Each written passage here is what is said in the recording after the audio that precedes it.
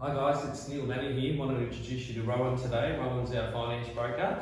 He's based on the Central Coast and Sydney, so we're going to be covering some topics about where we're up to in the finance world. Rowan, I want to talk to you guys, talk about the first time owner grants, what's happened. I know there's some new changes just recently come in. Yeah, that's it. There's been a lot of changes coming, the whole lending landscape at the moment. So obviously copped a lot of changes, and that's an ever-evolving market or landscape at the moment, with a lot of the banks just changing their policies almost weekly with new changes and things that are brought in by the government.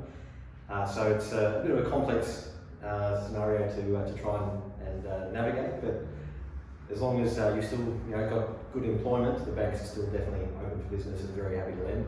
And yeah, there's been the first homeowners grant.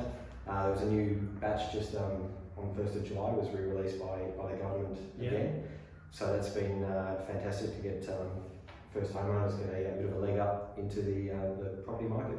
Now, as a first home buyer, you can buy up to 800,000 now. Is that the new changes that just come through? Not quite that. There's, depending on where the location of your property is, there are upper thresholds, depending on whether it's metropolitan or regional. In regional, it's up to 650.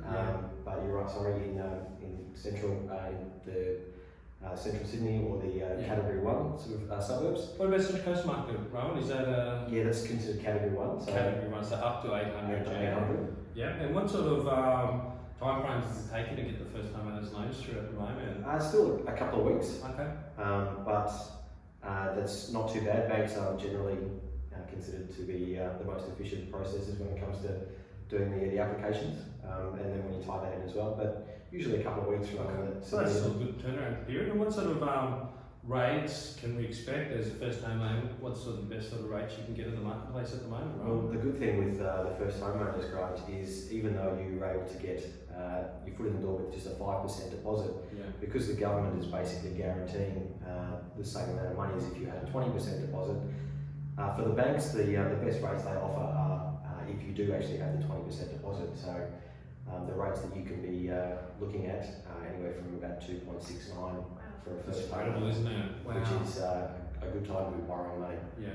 Oh, well, that's great news for first home buyers. What about owner occupiers? What sort of rates are they? Again, depending on how much debt you've got compared to the value of your property.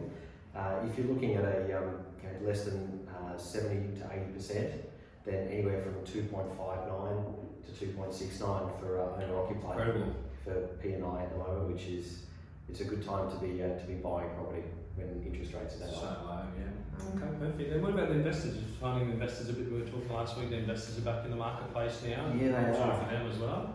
Look, they are definitely in the market, and the banks they're trying to get people to borrow money again. Obviously, with the housing market's taken a little bit of a slow up recently.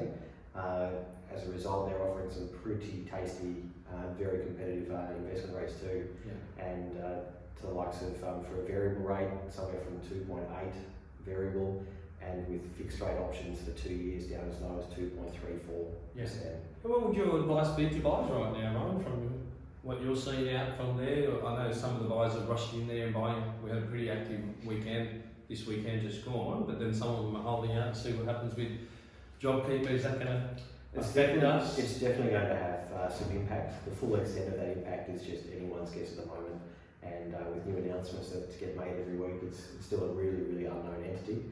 I guess for investors, there's probably a bit more hesitation there because the rental market at the moment is just such a bit up in the air with lots of rental vacancies, and that obviously impacts rental incomes. Yeah, when you're talking about that, are you talking about the Sydney market or specifically the Sydney market?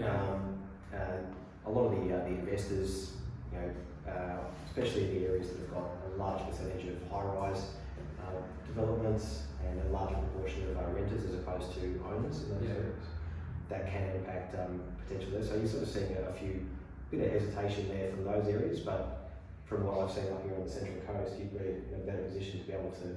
Yeah, we've seen lots of market here. I guess we're at a different end of the scale of Sydney. Our median prices are different in Sydney.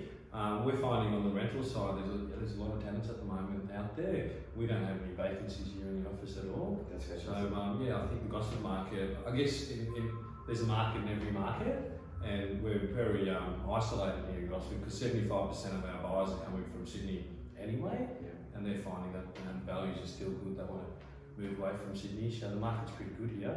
We've actually found a lot of our clients from in Sydney the last couple of months after being in lockdown for a period of time, kind of sick of looking at their 2 walls or 3 walls in their 2-bedroom apartment and wanting a sea change. And if they're having to, not have to do the commute to the office every day anymore, which a lot of them aren't, and the Central Coast is certainly a pretty attractive place to make a permanent move to. And how are you enjoying the Central Coast? I know you've only just moved in here a little while ago. Has it been a couple of years now on the Central Coast? Yeah, it has.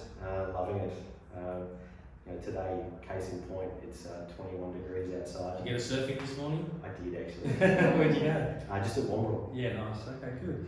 Well, guys, thanks for watching. If you guys got any questions about finance, financial planning, Wealthstream, Rowan Herrald, Google him. If you can't find him, contact us. We'll put it in the blurbs post below.